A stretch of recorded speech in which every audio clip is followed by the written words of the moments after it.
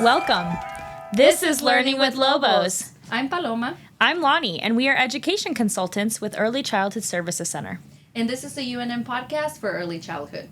This is Season 1, Episode 5, and our topic today is creativity in the classroom. Right, and today we have a special guest with us, Heather Castello, a colleague. Hi, Heather. How you doing? Hello, I'm doing good. How are y'all? Good. Thank you. Happy to have you here.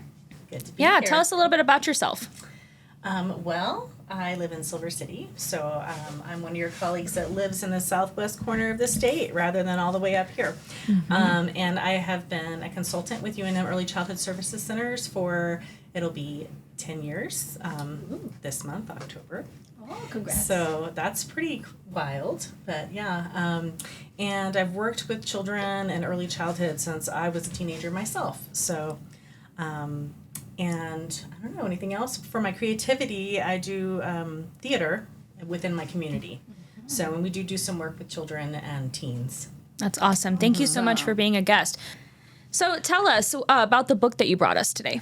So when y'all asked me to pick out a book on creativity for today's podcast, I was, the first thing that came to mind was this book from my childhood, and I don't have the best memory, long-term memory, and so the fact that this kept coming back to me obviously means it made a really big impact on me. And I did go to the library and I looked at books on creativity that kind of like encompassed all different aspects of creativity, whether it be dance or art or imagination, and I just kept coming. This one just resonated the most for me, and so it's about a little girl, Christina Katerina, who her mom brings home, or her mom orders a refrigerator. So it comes in this giant refrigerator box, and her mom's like, wow, look at how beautiful, thinking about the fridge. And Christina Katerina is like, yeah, it's so great, but she's talking about the box. Oh, I love that. So the whole story is about her like using her imagination and creating this box, changing it into whatever she wants it to be. And then there's moments where like whatever it is gets destroyed for whatever reason, and her mom's ready to take it away and throw it out, and then she's like, but wait, now it can be this. So it's like a continual like using her imagination, using her creative thinking to make it into something new. So I just love this book.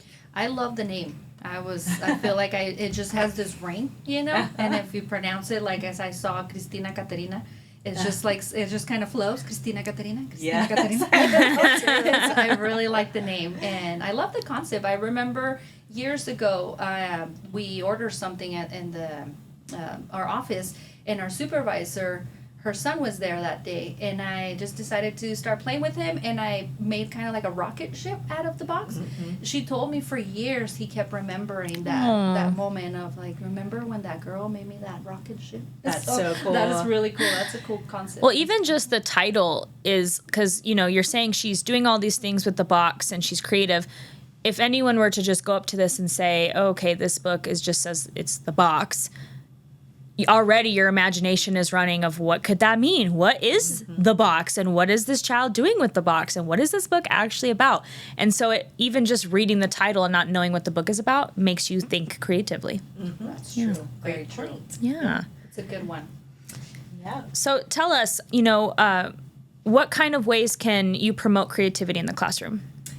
Well, I think some of the biggest pieces is providing some of those open-ended materials for kids. Yeah. And so things like boxes, you know, big boxes, small boxes, things like, and we all know this, but paper towel rolls.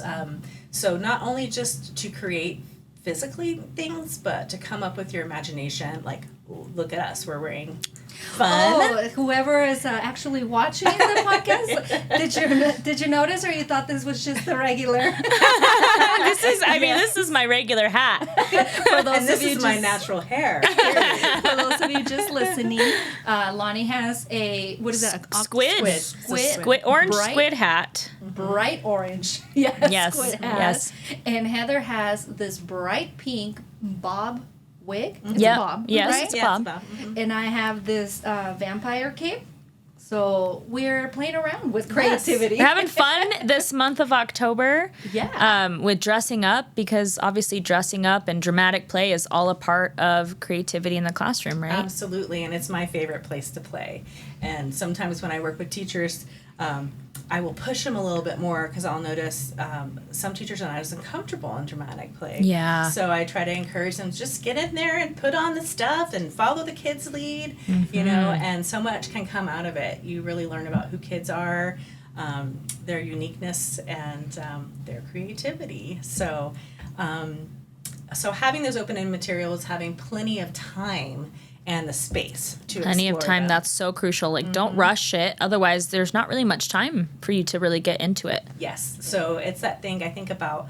I always fall back on the Eckers just because that was like one of the first tools I learned how to use in early childhood, and having that like substantial portion of your day, having that big chunk of time. I try to encourage like 45 minutes to an hour to really sink into play within the centers. And so having all of those materials to either create something or having the dramatic play materials and the time for kids to get in there and create their own scenarios. I don't know. I know for me as an adult, when I come up with my most creative ideas, it's often if I just have that time and space to step away from the day-to-day life, you know, if I'm out driving, sometimes that's when the creative spark happens, right? Yeah. Because you've got the space and you've got the time. And so I think providing that for children too, with, you know, with some guidance as to how to use the materials, of course. But For me, it's in the shower when I should do this. I should do Mine is that. right before bed. Like, my mind races, and I'm like, I really need to get to bed, brain. But then it's like, but do this and this and this. And that's really cool too, like fomenting or like encouraging to use their creativity and continue to, because I think one thing that you said earlier about teachers maybe not feeling comfortable about it, because as we grow up, we lose that and we start feeling more self-conscious about, you know, being silly, like wearing wearing a squid hat. well, and I think that creativity is something that we have to hold on to and explore as adults, like you were saying, Paloma, like because that's where I find my joy is in play and creativity, and you want to hold that space for kids too. And when I was like looking into this topic, because I mean, what do I want to talk about? There's so many different ways I can go.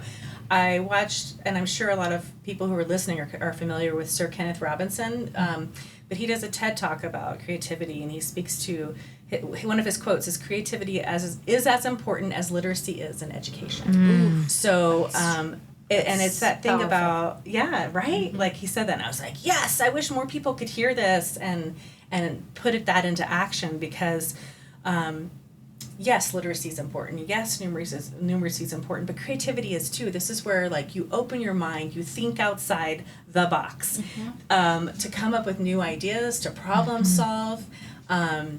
It's I feel like when I look back on my own education, it was very strict and rigid. You know, we literally had to sit at the desk like this with our hands crossed up straight, walk down the hall like this. And so creativity is kind of like pushed out of you, and even if you're not sitting like this or like this, you still are like having to learn in a certain way, to do things from A to B to C, right?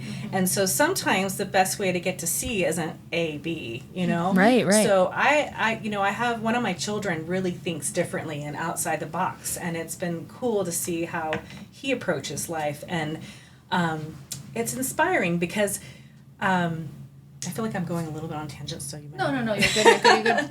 But I'm thinking about Sir Kenneth Robinson speaks to the fact that this creativity piece is about being innovative and teaching kids to think about how to problem solve and come up with new ideas. Yeah. And we're losing that as a society. Yeah, and you know what? Also, I lost my train of thought. You're doing it. Hold on, give me 1 second. Come on, Dracula. Something that Loni and I talked about in a previous episode was just being able to be different. You know, not everybody's the same. So can you imagine if there weren't people like your son or people like us that think outside the box sometimes, how boring, and then things wouldn't get invented as quickly. Yeah. And like the people that are so innovative or think differently is like, that's how we get all these new, I don't know, things in life, just everything. If everybody was the same and thought the same, things would get really boring, I feel. So it's cool to have those people that think outside the box, that think differently, that think, hey, yeah, you gave me a box that you can put stuff in it, or I can wear it as a helmet, or you know, something different. So that's super cool. That's really cool. Yeah, and Yeah, I think it's interesting that the whole push too of like thinking that you have to fit inside the box and you have to follow the rules of and make the A in your with your grades. Follow the pattern, study, memorize facts, get your A or whatever. Please the teacher, right? Yes. Rather than coming from within yourself.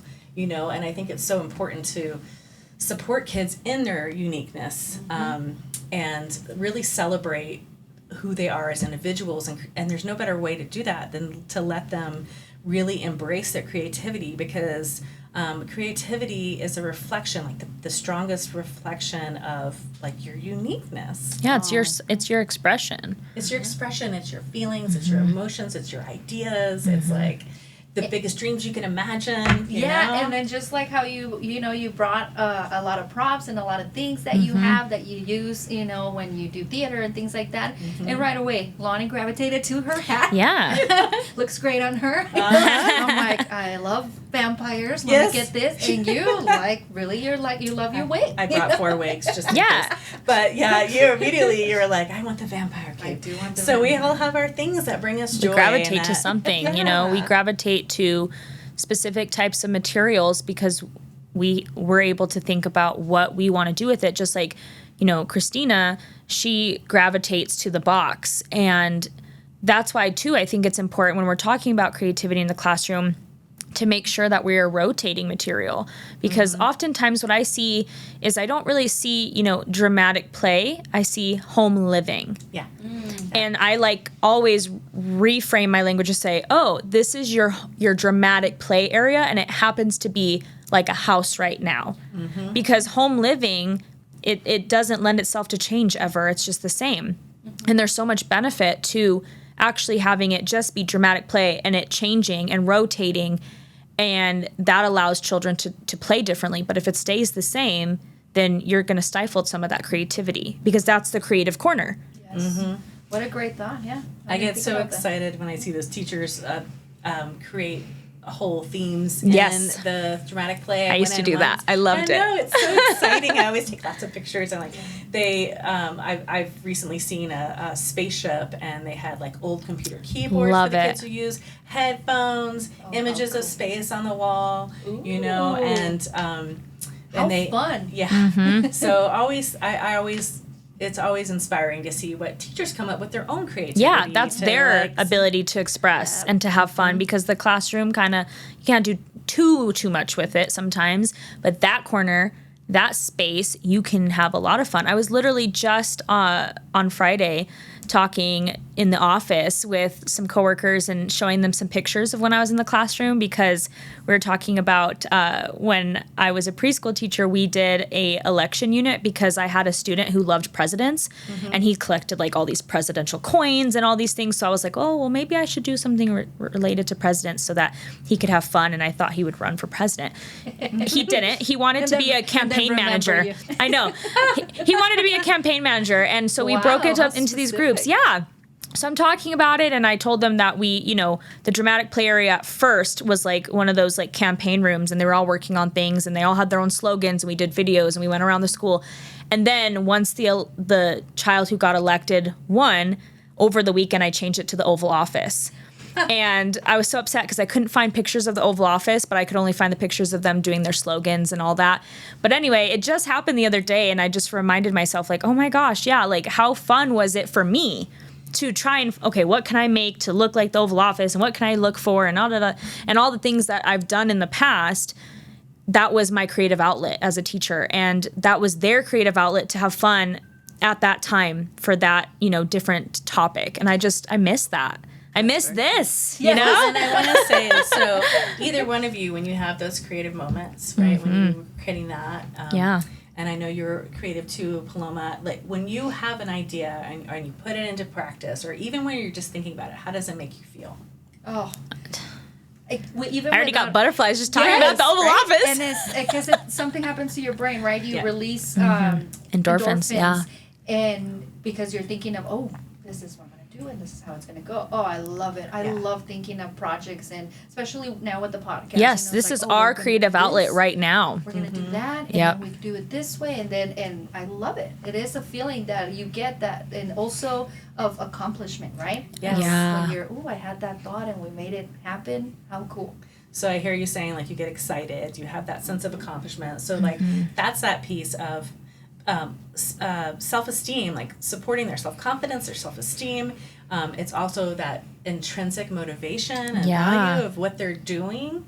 So, like, really celebrating. And I think it's important to not just say, like, oh, you're so creative. It can just be, like, maybe it's engaging with them. Maybe it's reflecting back, like, oh, look, you turned that, let's see, what can we, example. You're going to have to edit this. No, yeah, for sure. Like, maybe if you mean like a drawing, or if they build something with magnet tiles. Right, or, right. Say, oh, look, I saw you use all the blue on this side. Tell me what you made, and tell me what you're working on. And so then they're, like, prompted to then use their language and share with you what they've done and think about it. Right, and something that we bring up all the time is, instead of, oh, look at how pretty your house, because they made a block, right? Yeah. It's like you said, asking about it and saying, bringing up the colors, being more objective about, what do you got going on over here? Not, how cute, you made a house. Right. Yeah, and not just that, too. Like, when I was in art class in high school, my teacher had a rule: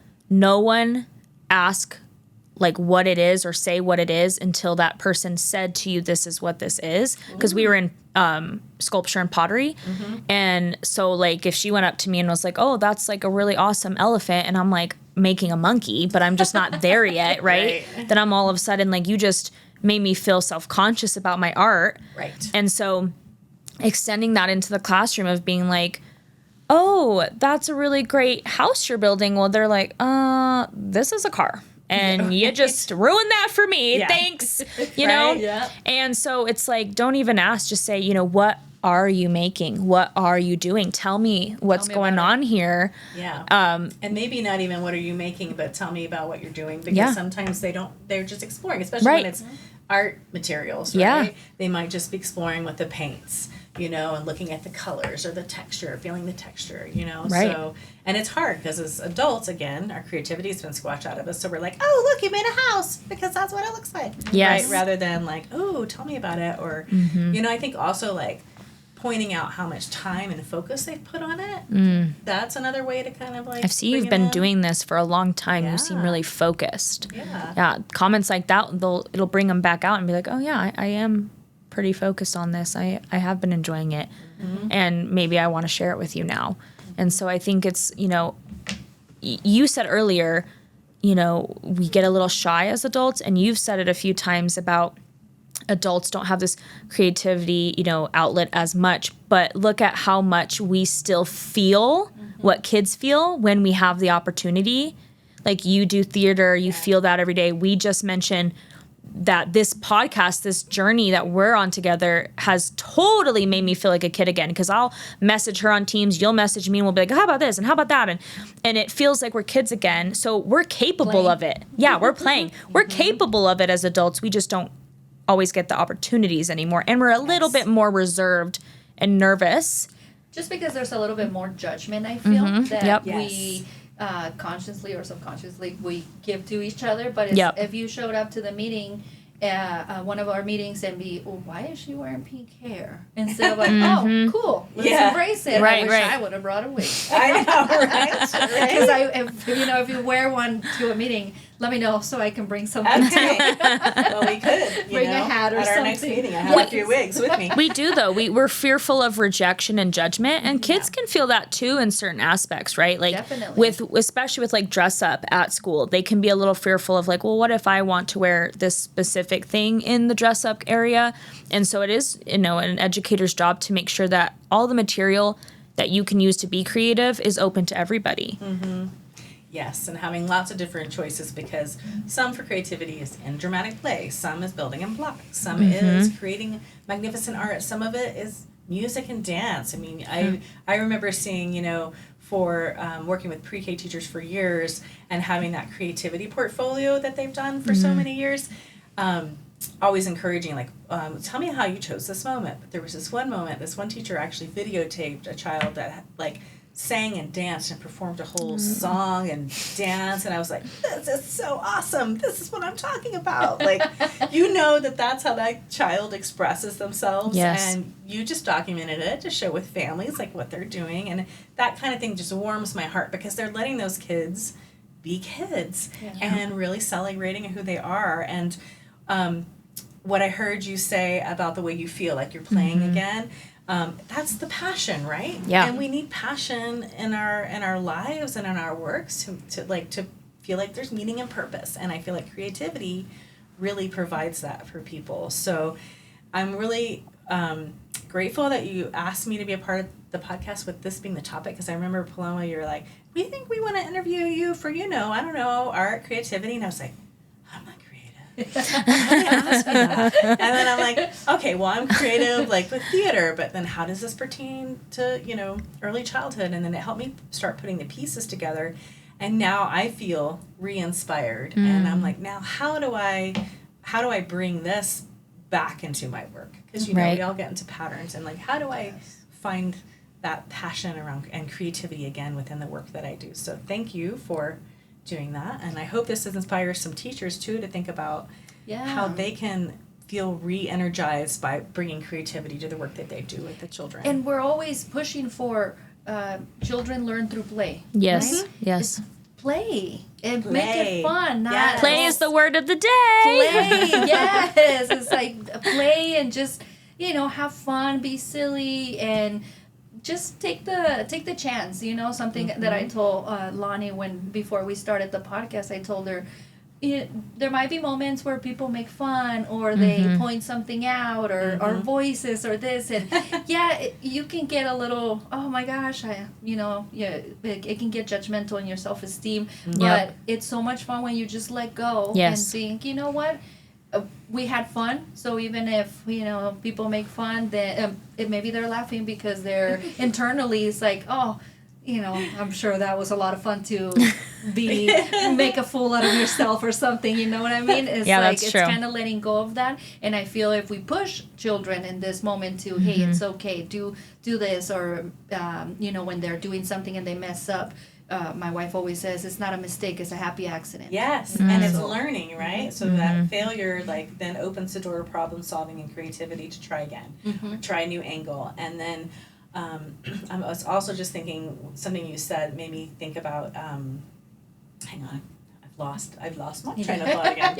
But it's about, so being self-conscious, right? We're self-conscious. If you're really supporting children and others in creativity, like, if you really sink into your own creativity, it's like sinking into your own true self. Yes, yes. And learning to just embrace that and celebrate that. And I like to wear cat-eye glasses and my pink wig, and it's okay to just have fun. And play is creativity. I know sometimes there's structured play, when you're playing board games or sports or whatever, but when you're just playing, like, you have to open the door to creativity. And I think I've had some teachers share with me that through COVID and through all the digitalization of everything, that some children are really struggling with tapping into imagination and creativity. And so, this is a new challenge some of the teachers have had. I believe it. Find ways to engage them. And so... Why is that? You mean because they've been alone? And they don't have... Alone, and just, like, our access to technology has changed so drastically. Not just, obviously, COVID, but just the day and age we're in right now. I go to Disneyland, and the kids are on their iPads. And I'm like, we're at Disneyland. Right, hello. look around. Look around. And it's harder. And it's, similar to what actually Heather has helped me learn more about the Montessori method, because my son is going to go to a Montessori school. The materials are open-ended enough. There's a focus to it, but it's not going to give it to you right away. Like, when you give a toy with a battery, it just does it for you. Like, it just does it for you. But with, like, Montessori type toys, you have to learn how to do it, and it doesn't just happen. And so, like, if my son Everest has, like, an electric piano, he doesn't have to learn to push the keys because it turns on and it sings to him. But if he has, bells that have different colors, he learns that each bell sounds different, and he's learning it on his own by actually doing it. So the more technology we provide, the less creativity we have to use. Yeah. It's just taking a little bit of that effort away. We don't have to try as hard. Right. It's doing it for us. And you know what it reminds me? AI now. Yeah. Which it's great, right? It can be very awesome to have this, but at the same time it takes that creativity piece. I feel like artists are... It's we don't tough, have to write. Right? It writes for us. A whole song can just be created by telling the computer, hey, I want this, I want that. Oof.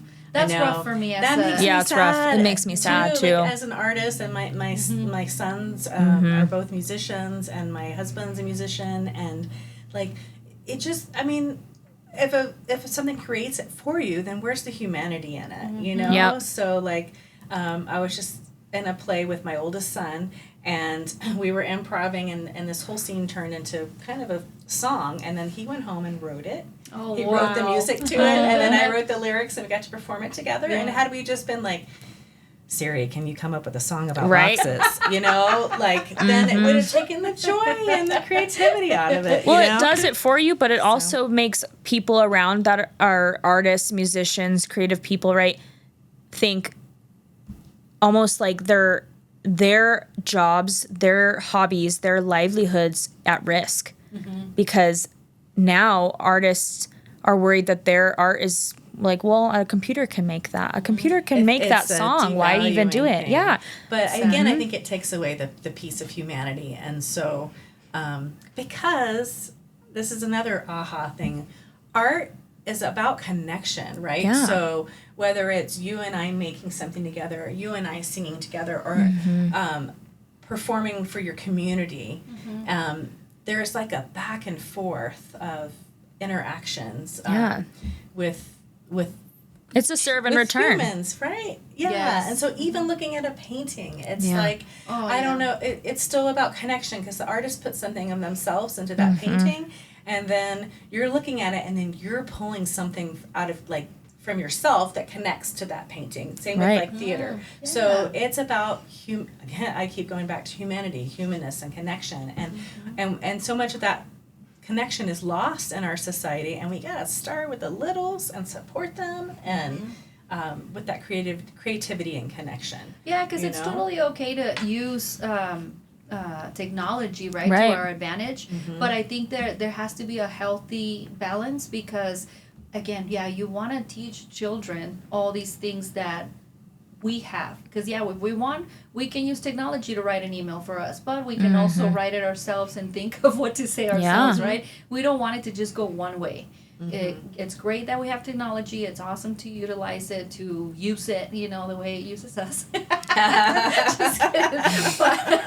But at the same time, is have that healthy balance, so that it doesn't, all those, everything that somebody has that would come from their mind, it's totally unique as what another person would do. Kind of like how you were saying in your book with the boxes.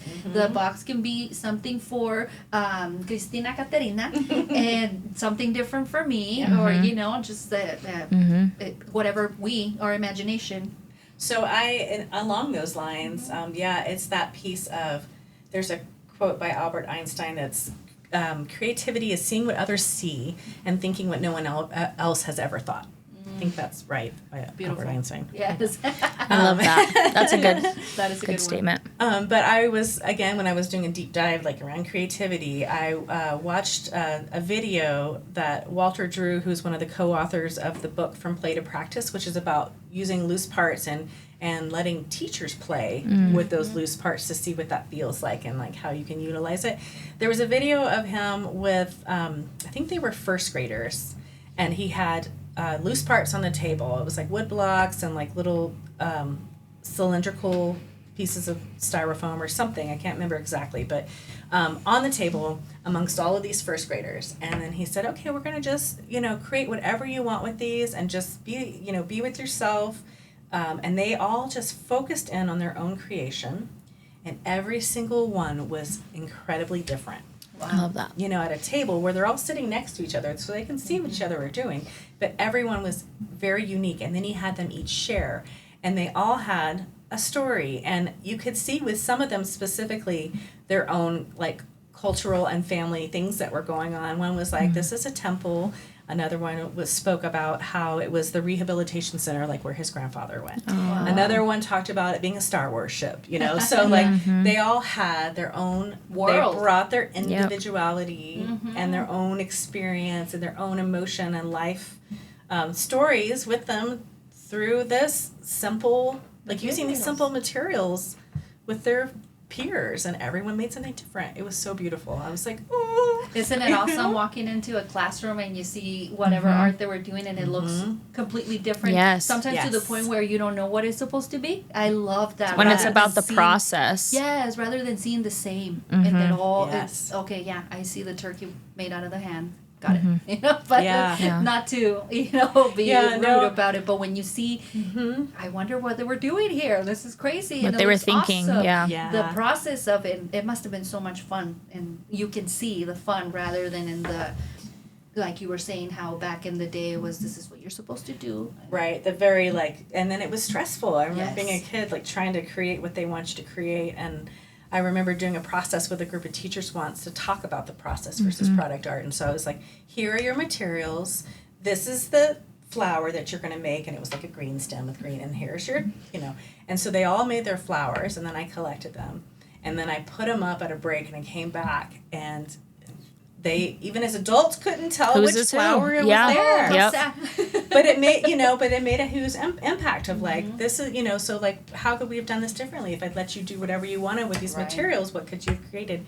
So just providing that, again, that space and the materials and the support to let them dive in. And you say materials, and like a lot of times, schools, centers, teachers are going to say, well, I don't have funding for things. And that's what's so great about this topic and the book you brought, because a box is, you can find it for free in the recycling bin, or, all the boxes that come into centers at one time or another at some point, you can eventually use those things. Or you could tell if you have a food program, you could tell the cooks, please save the jugs of the milk when they're empty, and I'll use that for something.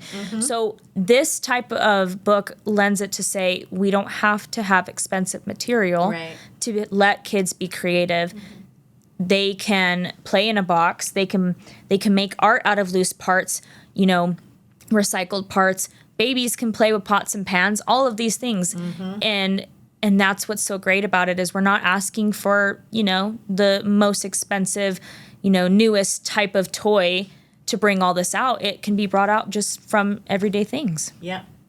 And speaking of that, You brought more props. These are just, so creativity, right? So we all have our own ideas as to what things can be. And so tell me, Paloma, what can you do with your paper towel roll? What are you holding there? Well, I'm holding a special, what is it? Not binoculars, because those are two, right? Telescope, right? Yeah, telescope. Those ones when you're on a ship, and then you can see. Eyeglass, telescope? I always get confused with the word too. Well, I have a I Spy device. An I Spy device. And I've got a microphone with mine. Loni, what do you have there in your hand? I have a wand. Ooh. A magic wand. What can you do with your magic wand? My magic wand allows us to have questions of the day. Oh.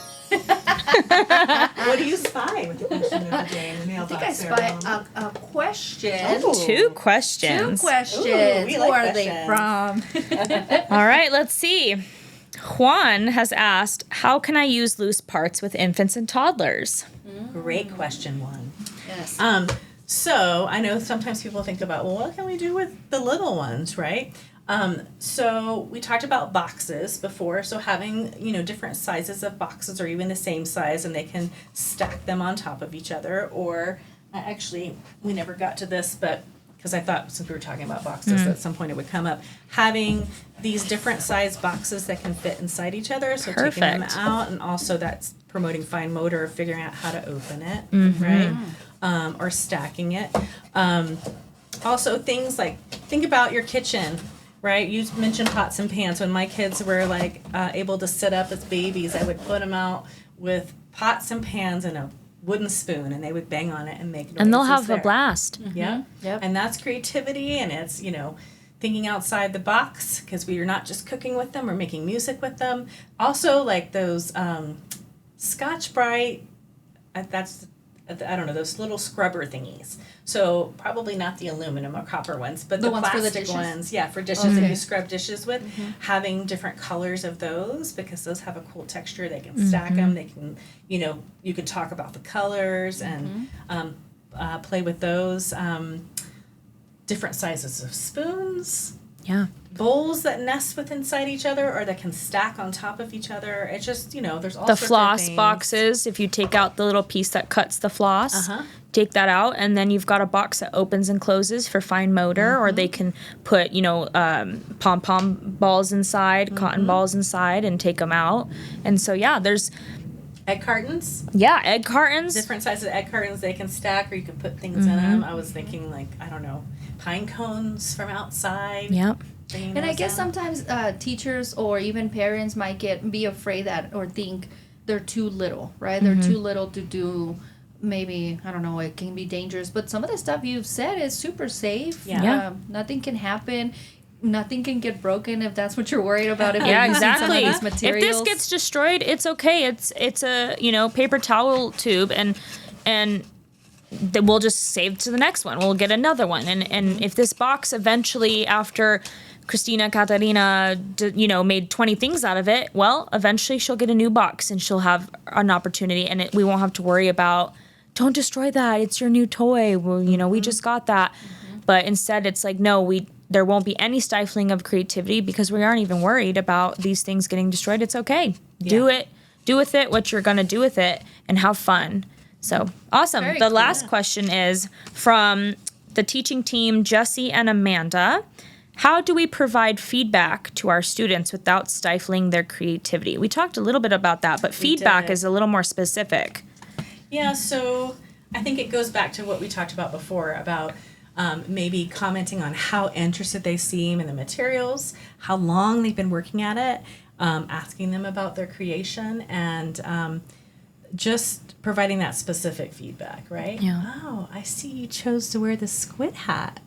What made you do that? Yeah. It was really bright, and also, actually, it was out of my comfort zone. There you go. Surprisingly, you guys thought it was more in my comfort zone, but surprise! surprised. Yeah, it was I more was like, maybe I don't know let me her go at out all. there. Yeah, let me go a little bit out there and not be so subdued with my creativity today and have extra fun. And so this is like very out there, this hat, and I decided to have fun with it. So basically, putting interest, right, in being in the questions instead of just right away saying, "Oh, this is what it is." Just Right. tell me Like- a little bit about that. Instead of, oh, you were so creative to choose that hat. Like, why did you choose it? And sometimes that's all they want. They just want you to show interest in something that they're... Because when we're creative, like if you were to ask us about the creative side of the podcast, we would talk your ear off because you're interested and that makes us happy. If we were to ask you about your theater, showing interest in something that you love and that you're passionate about, you would get so excited. So really the feedback isn't just about, it's not about what they're making, it's just showing interest in the passion of being creative. Yes. Supporting their passion, because I don't know, how often do we lose our passion as we get older? Yeah. So letting them know that their passion is important, Yeah. That's And you- very true. Yeah. It shifts a little when we're adults, but I think what I'm learning here is I've been thinking in my head, like, of all the ways that I'm still creative. Like, I love to decorate my house for the holidays. And, like, I go all out for, like, Halloween or for, like, Christmas and like, the whole house is decorated, and it drives my husband nuts because I'm always like, we don't have enough. And he's like, the whole house is decorated. But I also decorate a small amount of our house for each month to go with the theme of the month. And so we've got bins of decorations, and he's just like, oh my gosh, why do you do that? And I'm like, because it's so much, like, for me, it's like, oh my gosh, I can't wait to go look at decorations and buy new decorations. And like, I'm just always, it's my creative outlet inside of my home. It's my dramatic play area. I have an excuse to say, okay, well, it's fall, so time to bring out the fall color stuff. And I just have so much fun with it. And so we do, I think, every day, in some way we do something creative in our lives, in our daily lives, whether that's work, home life, the way we decorate our houses, the way that we, dress, all of that. We just don't really think consciously that this is us being creative like we were as a kid, but it is. So we're still doing it all the time. Definitely. Yeah. I love that. And you know what? It made me think also about, especially the Halloween holiday, is how teachers says, well, I can't put this because it's scary. It doesn't always have to be, it can be either fall or it can be a costume day. You know, it can be, there's many ways of dress up like it. your favorite literacy character, your favorite book character. Christina Carolina. There you go. Yeah. Yeah, exactly. You can dress like, it doesn't have Easy. to be Halloween. White and black striped shirt and a red bow, and you're one of your favorite book characters. That's cool. You know? I expect that for this Halloween. Yes. Well, honestly, Heather, thank you so much for being a guest today. I loved this topic. I think you brought a lot of, great strategies for teachers to try out in the field if they haven't already, or if they are, it kind of just validated the kind of, philosophy in their classroom that they already had and that they were already using. So really, thank you so much. Yeah, thanks for having me, and keep that creativity flowing. Yeah. And can I give a shout out to you, Paloma, about something you do that's super creative? Yeah, what is that? Of course. Tell me more. Well, you came up with the whole idea of the Paloma's Play Corners. Yes. Oh, well, that was a group. It was a group effort, but I mean... But it's got your name on it. It does got my name. It might have been just a play of words. Tell us about the Paloma Play Corners, because honestly, that's another outlet for us to be creative in our jobs. Definitely. I'm glad you brought it up because the Paloma's Play Corner is what we do is we look for, well, back then we looked, now people can apply. Yeah. But it's basically organizations that are nonprofit. And what we do is they have an area where kids hang out while adults are doing transactions, then we set up that area for it to be an educational area with toys that are nice toys, that are educational, that are can withstand a lot, that can be there for a while, that they're easy to sanitize, and we also are careful that they're not too loud. But we set up that little area so that kids can be there hanging out and have their time spent more productive in an area that is actually doing something for them, while adults are dealing with other situation, whatever the situation might be. But you can apply for Paloma's Play Corner. As you can see, the before and afters will show, and you can apply at our website, which is newmexicokids.org. So you just search Paloma Play Corner on the website, and you can fill out your application, and we might pick you. It's all about first come, first serve, but also if we have the ability to have the materials, and they end up looking beautiful, because we can go from something that looked chaotic, which a lot of the organizations that we go to, the children already come with a lot of chaos in their lives. So going from that chaos in that chaotic area to something that's just beautiful, and it's easy to, they can reach the materials easily. They're organized. They're materials that are, like I said, durable. They can withstand things. So yeah, thank you for bringing it up. I just want to applaud you because I feel like you had to, that's super imaginative to even think about that as a possibility for businesses and for the children in our communities. I just think it's so beautiful, and I'm so excited that you came up with the idea, and then it's even more exciting that it's expanding more across the state. Definitely. And then you have to look at this like blank space or this chaotic space, and then think about how to put it together into a beautiful way, and that's using your creativity too. And it's very true. And I do have to shout out Joel Casas, which him and I being at the library all the time we have these materials that we can totally use and make sure that they're used somewhere where they're needed. And our what's Melissa's position? Our supervisor? Our Melissa. The head honcho. Yes. Our Melissa was also, once we brought up that, she, yes, let's do this, let's do that. And she supported it into where now it's an official, you fill out your form and it has its process. But yeah, if you're in look for a Paloma's Play Corner, look at our website so you can see before and after. I'll post, you can also look right here. But yes, it's a good thing to have out there for, like you said. It's great we're for the working community. Around all of New Mexico, not just Albuquerque. We've been everywhere. So hopefully we're building the team, so we continue to be out there and continue to put this work out that's super beneficial for organizations and for families in general, communities, like you said, Loni. Yeah, definitely. And of course, as you know, look out our fall training calendar. All of these different trainings are available to educators if you're interested. And so we're really excited about what we're offering for this season. And then, to email us and send in your questions to the field.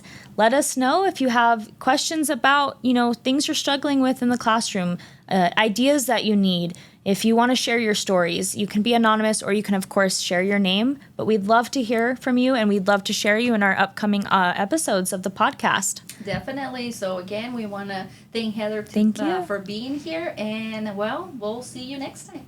Adios.